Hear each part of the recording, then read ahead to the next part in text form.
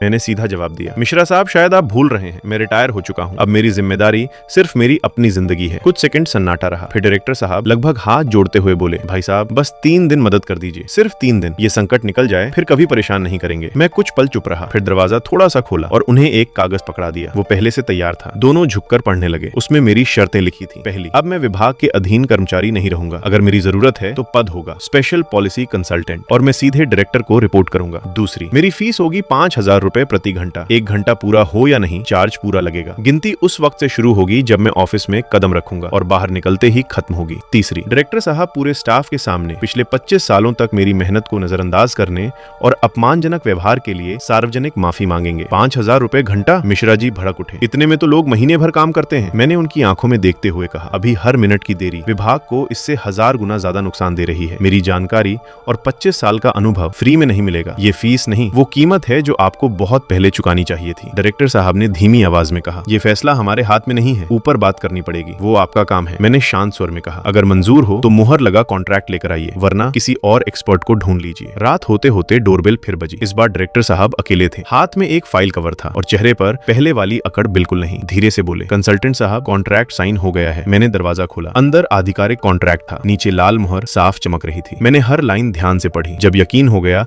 कि कोई चालाकी नहीं की गई, तब सिर हिलाया। कुछ देर बाद मैं फिर उसी काली सरकारी गाड़ी में बैठा था, लेकिन इस बार सब कुछ अलग था। ऑफिस पहुंचते ही देखा पूरा सीनियर स्टाफ पहले से कॉन्फ्रेंस रूम में मौजूद था। कमरे में सन्नाटा छा गया। डायरेक्टर साहब आगे बढ़े। उनका चेहरा शर्म से लाल था। फिर सबके सामने उन्होंने झुककर मुझे नमस्कार किया। भारी आवाज में बोले, गलती हमारी थी। हम 25 साल तक आपकी असली कीमत समझ ही नहीं पाए। आज पूरे दिल से आपसे माफी मांगता हूँ।